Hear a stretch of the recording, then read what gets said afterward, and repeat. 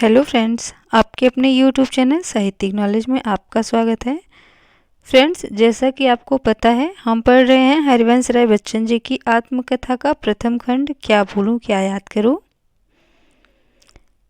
आज हम पढ़ेंगे भाग 17, 18 और 19 भाग में 50 महत्वपूर्ण तथ्यों को हाईलाइट किया गया है।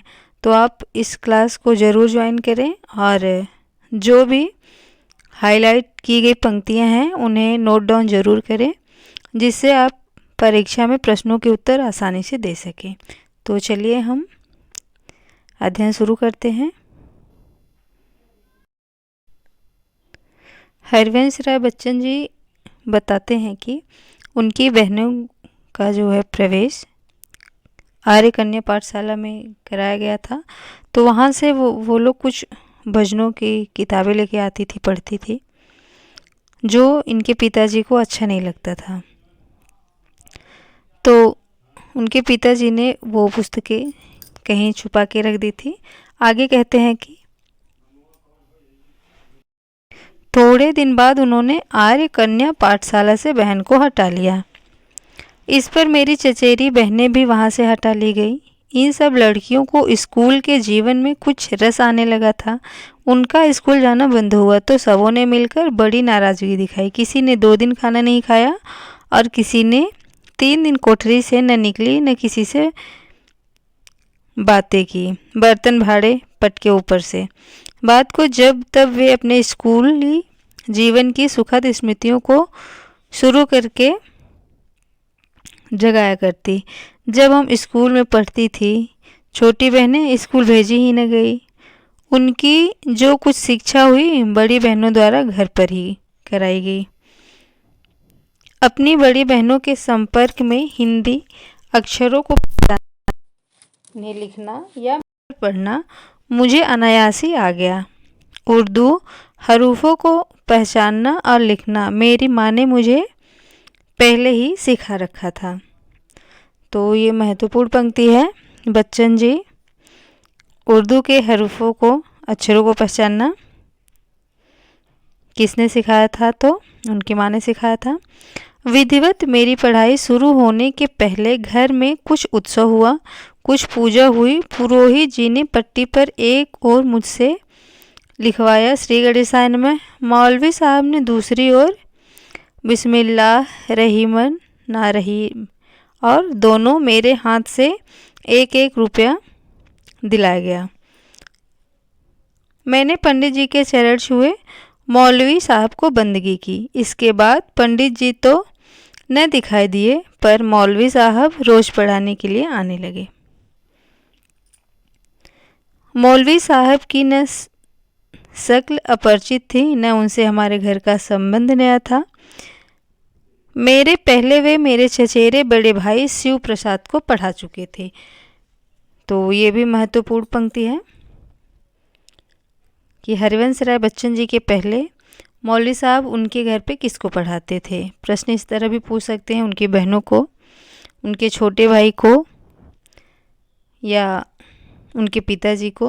तो आप ये ध्यान दें कि उनके चचेरे भाई शिव प्रसाद को पढ़ा चुके थे। गंजी गोरी चांद पर कुब्बे नुमा सफ़ेद टोपी, जिससे उनका लंबा कद कुछ और लंबा जान पड़ता था। छोटी कटी मूँछों पर भरी हुई खिचड़ी दाढ़ी, खिचड़ी अर्थात कुछ पकी और कुछ काली। आँखों की पुतलियाँ नीलछर कोए जैसे बाहर को निकलने को आतुर हों। गरारेदार पजामा पर ढीला ढाला छलकिया अंगा। ये सब मौलवी साहब के पहनावों की बात की गई है। आगे कहते हैं कि मकान के आगे छप्परदार दलान में दीवार से लगा एक पुराना तख्त पड़ा रहता था। मौलवी साहब आते, आवाज़ देते और जूती उतारकर दीवार के सहारे तख्त पर बैठ जाते। मैं उनके सामने पालथी मारकर बैठ जाता। शुरू के दिनों में राधा अपनी रुई बत्ती की छितनियाँ लिए हुए कहीं पास ही बैठ जाती, इसलिए कि मौलवी साहब से मुझे डर न लगे, और अगर वे मुझे ज़्यादा मारे पीटे तो वो मुझको बचा सके। मौलवी साहब अपनी सख्ती के लिए मशहूर थे। सुनता था कि जब वे किसी लड़के को पढ़ाना शुरू करते हैं तो उसके वालिदैन से कह देते हैं कि चमड़ी हमारी और हड्डी तुम्हारी। मुझे याद नहीं कि कभी उन्होंने सबक न याद कर रखने के लिए मुझे मारा पीटा हो। पढ़ते वक्त किताब से आंखें उठाकर मैं कभी दूसरी ओर देखता और खुले में बैठे हुए आकर्षित करने को 100 तरह की चीज़ें इधर उधर होती हैं तो वे धीमे से मेरा कान पकड़कर फिर मेरा सिर किताब पर झुका देते। 2-1.5 बरस बाद की बात है। मेरे छोटे भाई सालिग्राम ने मेरे पास बैठकर कुछ शैतानी की। मौलवी साहब ने डांट दिया। उन्होंने फिर शैतानी की। अब मौलवी साहब मारने को बढ़े तो वे कुछ दूर हट गए। मौलवी साहब के लिए जल्दी उठना आसान न था और उन्होंने फिर शैतानी की।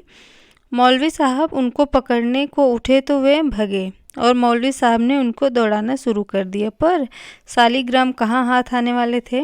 आखिरकार मौलवी साहब ही हाँफते हुए लौट आए। ये कुछ पारंपरिक बातें हैं तो इसको न लेते हुए हम महत्वपूर्ण बिंदु पर चलते हैं। बच्चन जी कहते हैं कि 1 साल तक तो मुझे खालिक बारी ही रटाई गई।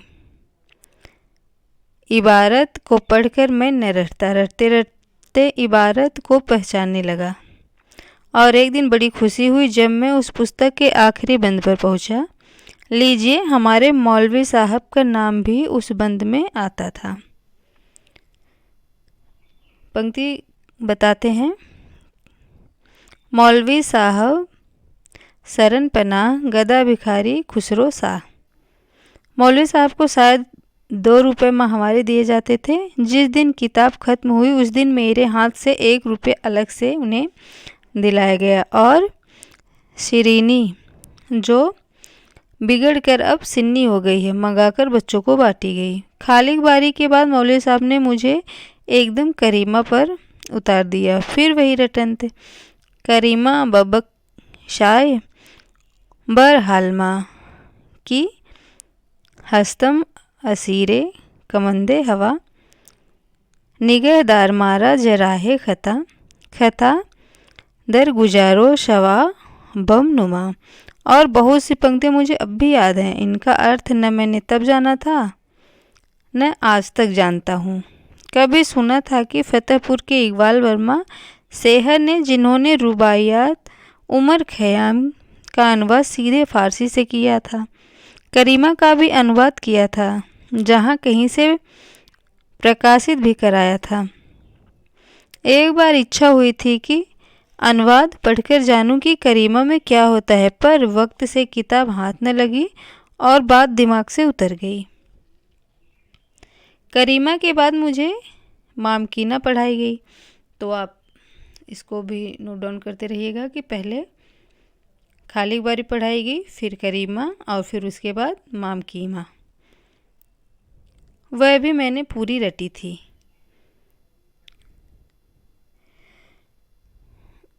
कुछ का अर्थ भी बताया था मौलवी साहब ने। एक सूक्ति कलम पर इस वक्त याद आ गई है।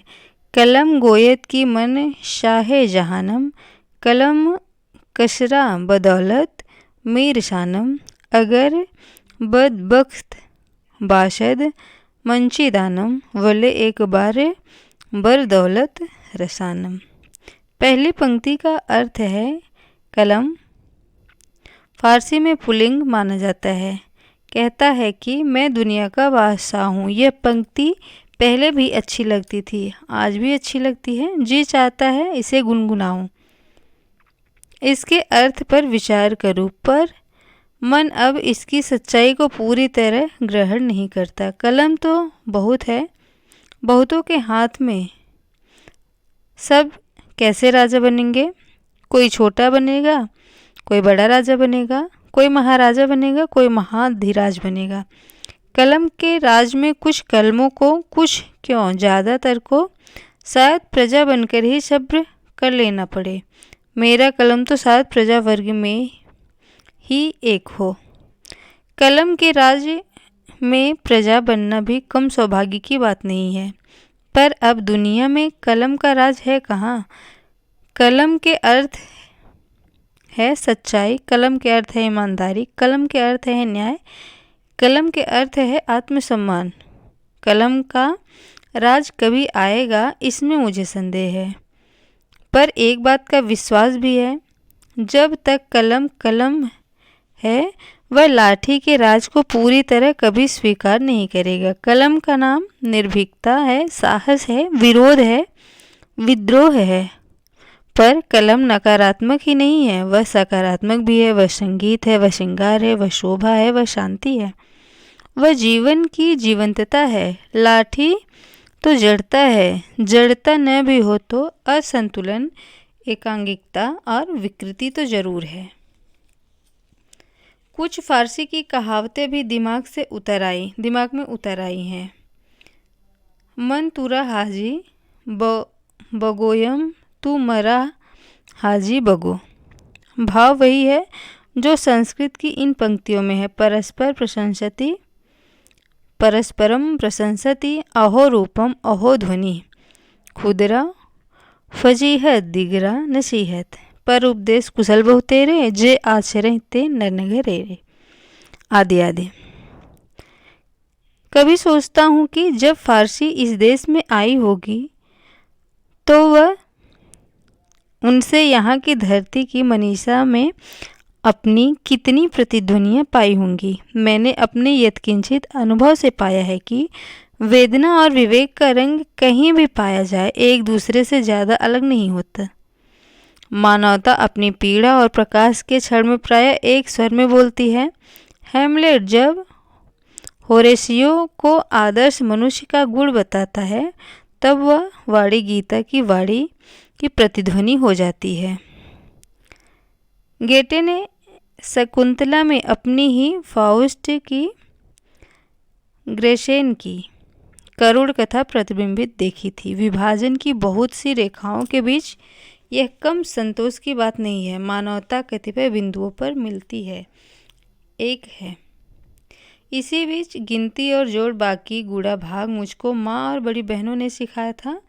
मेरे हिंदी ज्ञान की भी वृद्धि की थी। लिखने पढ़ने की ओर मेरी स्वाभाविक रुचि थी और लड़कों को खेल कूद से हटाकर पढ़ने लिखने की ओर लगाया जाता था। मुझे पढ़ने लिखने से हटाकर खेल कूद की ओर लगाया जाता था। उस समय एक कहावत कही जाती थी, पढ़ोगे लिखोगे तो होगे नवाब, खेलोगे कूदोगे होगे खराब। बचपन में किसी नवाब को तो मैंने न देखा था, उसका वैभव और अधिकार भी न जाना था।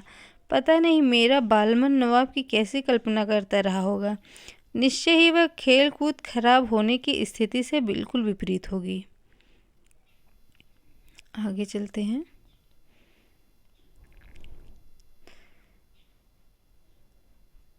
बच्चन जी कहते हैं कि कौम में पिलकर जो बना, जो सीखा जा सकता था, उसमें मैंने कभी कोताही नहीं की। पर खेल में रुचि लेकर जो बना, जो सीखा जाता था, उससे मैं वंचित रह गया तो रह गया। उसका परिहार अब नहीं हो सकता। काम ही अब सहज मालूम होता है, खेलना मुश्किल। काम से राहत पाने के लिए अब यही कर सकता हूँ कि छड़ी उठाऊं और 1-2 मील घूम आऊँ। शरीर घूमता है, मन काम की चिंता में रहता है। अब पेट में अल्सर है। लोग कहते हैं गाल्फ खेलो। कैसे खेलूं गाल्फ? के लिए फुटबॉल, क्रिकेट, हॉकी की आधारशिला चाहिए। वह मैंने नहीं बनाई। वृद्धावस्था में भी जो खेल सकते हैं, चाहे गाल्फ चाहे ताश, मुझे उन सबसे ईर्ष्या है। कभी मुझको उन पर क्रोध आता है जिन्होंने जीवन की इतनी गंभीरता से लेने के संस्कार मुझ पर डाले। पर शायद जैसे मैं उनसे संस्कार ग्रहण करने को विवश था, वैसे ही वे भी मुझ पर संस्कार डालने को विवश थे। पिताजी को अपने दफ्तर के काम से कभी फुर्सत न मिली थी कि वे हम लोगों को विशेष पाठ पढ़ा सके। इसलिए घर पर हमको पढ़ाने को मौलवी मास्टर पंडित बराबर लगे रहे और अपनी योग्यता, क्षमता, अयोग्यता और अक्षमता की भी सीमा में हमारा निरूपण और दिशा निर्देशन करते रहे। हम अपने बचपन में अपने को जहाँ और अपने चारों ओर जिन्हें पाते हैं वे हमारे भाग्य को शायद अधिक प्रभावित करते हैं बनिबस्त उन ग्रह नक्षत्रों के जो जन्म समय पर आकाश में रहते हैं। वास्तव में वे ही ग्रह नक्षत्र हैं। मैंने कहीं पढ़ा था कि हमारा जन्म ही हमारा भाग्य है, उसका वर्णन तो हम नहीं कर सकते। इसलिए अपने को समझने के लिए मैं जहाँ हूँ, जिनके बीच हूँ, उसको और उनको समझने के लिए मैंने विशेष प्रयत्न किया है। आगे कहते हैं कि जब मैं 8 वर्ष का हो गया, पता नहीं किसकी सलाह पर क्या सोचकर मुझको मोहतीसगंज म्यूनिसिपल स्कूल में डाला गया। शायद इसलिए कि वह स्कूल मेरे घर के सबसे पास पड़ता था और दूर के रिश्ते के मेरे एक मामा बाबू बिहारी लाल वहाँ हेडमास्टर थे। म्यूनिसिपल स्कूल उन दिनों 2 तरह के होते थे। लोअर प्राइमरी दर्जा 4 तक वालों के लिए होता था और अपर प्राइमरी दर्जा 6 तक यानी मिडिल तक वालों की पढ़ाई होती थी। इन स्कूलों में वर्नाक्यूलर अर्थात हिंदी और उर्दू के माध्यम से होती थी। मोहतसिमगंज का स्कूल लोअर प्राइमरी था। फीस इन स्कूलों में नाममात्र ली जाती थी। नीचे दर्जों की 1 पैसा, बीच के दर्जों की 2 पैसा, सबसे ऊंचे दर्जे की 1 आना। पहले दिन मुझे स्कूल जाने की याद है। माँ ने मुझे साफ धुले कपड़े पहनाए थे। करकल मुझे स्कूल तक पहुंचाने गए थे। बगल में मैंने तख्ती स्लेट दबा रखी थी। कलम मेरी जेब में थी, स्याही का बुतका हाथ में। मामा जी स्कूल में मामा के रूप में नहीं, रोबदार हेडमास्टर साहब के रूप में मिले। उनकी पहली हिदायत मेरे लिए यही थी कि स्कूल में उन्हें मामा जी नहीं हेडमास्टर साहब कहकर संबोधित करूं। इतना बड़ा नाम ज़बान पर चढ़ाने में मुझे कुछ दिक्कत महसूस हुई और शुरू में मैंने कोशिश की कि उनको संबोधित करने का अवसर ही ना आए। पहले दिन तो मुझे उन्हीं के कमरे यानी क्लास में ले जाकर बिठा दिया गया। उनकी पीठ के पीछे संयुक्त प्रांत आगरा व अवध का एक नक्शा टंगा था जो मुझे झांसी और मिर्ज़ापुर जिलों की टांगों पर खड़ा एक कुत्ता सा लगा जिसका मुंह देहरादून था। उनकी मेज पर एक बेंत रखा था और एक और 3-4 लड़के मुर्गा बने झुके थे। यह एक विचित्र सजा थी। लड़कों को खड़े होकर पांव फैला, कमर से आगे झुक, हाथों को पीछे से टांगों के बीच ला सिर नीचे कर कानों को पकड़ना होता था। आगे कहते हैं कि मेरा दाखिला दर्जा 1 में करा दिया गया। तो जहाँ इनके मामा जी मास्टर थे, हेडमास्टर थे। पहल बच्चन जी का प्रवेश जो है, दाखिला जो है कक्षा 1 में कराया गया। आगे कहते हैं कि दर्जा 2 तक लड़के टाट पर बैठा करते थे। ये भी आने लायक महत्वपूर्ण बिंदु है। दर्जा 3 और 4 के लड़के बेंचों पर बैठा करते थे।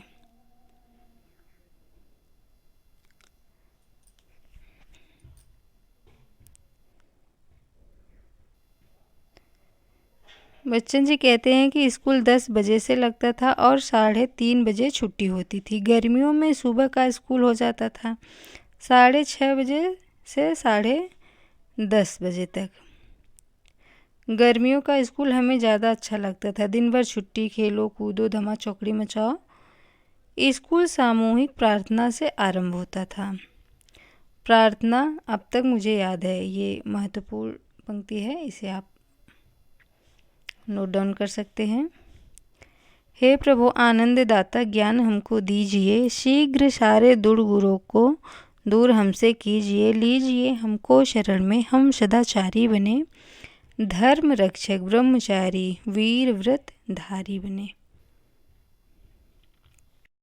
इसके बाद एक और प्रार्थना कराई जाती थी, भगवान हमारे जार्ज परचम को चिरायु कीजिए। बच्चन जी आगे कहते हैं कि जार्ज पंचम और क्वीन मैरी की तस्वीर दफ्ती पर चिपकाई हुई कमरे कमरे में टंगी रहती थी। प्रथम विश्व युद्ध का समय था, राजभक्ति जगाए रखने की उस वक्त विशेष आवश्यकता होगी। गीत किसी ऐसे का लिखा था जिसे छंद मात्रा का भी ज्ञान ध्यान नहीं था, पर तब इस पर किसी का ध्यान शायद ही जाता हो। दर्जा 2 तक हिसाब के लिए स्लेट और खुशखत के लिए पट्टी का इस्तेमाल होता था। कापियों पर लिखना दर्जा 3 से शुरू होता था। 2 तरह के कागज़ मिलते थे, सफ़ेद और बादामी। बादामी कागज़ की कापियाँ हिसाब के लिए और सफ़ेद कागज़ की कापियाँ सुलेख के लिए प्रयुक्त होती थी। हिंदी के विद्यार्थी काली पट्टी पर खड़िया मिट्टी के घोल से लिखते थे। उर्दू के मुल्तानी मिट्टी से पुती तख्तियों पर काली स्याही से। स्कूल का काफ़ी वक्त पट्टियों के धोने पोतने सुखाने में चला जाता था। लड़के लाइन में खड़े होकर हवा में झुलाकर पट्टियाँ सुखाते थे, साथ ही गाते थे। विश्वास था कि गाने से पट्टी सूख जाएगी, और गाना कुछ इस प्रकार है, सूख सूख पट्टी चंदन घुट्टी, राजा लाया महल बनाया एक अनोखी, रानी लाया राजा रानी खड़े झरोखे, सूरज चमके पट्टी सूखे। तो फ्रेंड्स, इस सेशन में इतना ही। अगला तीनों सेशन जो है इसको लेके आप मिस मत कीजिएगा, क्योंकि महत्वपूर्ण तथ्य इसी तरह आपके सामने आते रहेंगे, जिसे नोट डाउन करके और रिवीजन करके आप परीक्षा में अधिक से अधिक प्रश्नों का उत्तर दे सकते हैं। तो देखते रहिए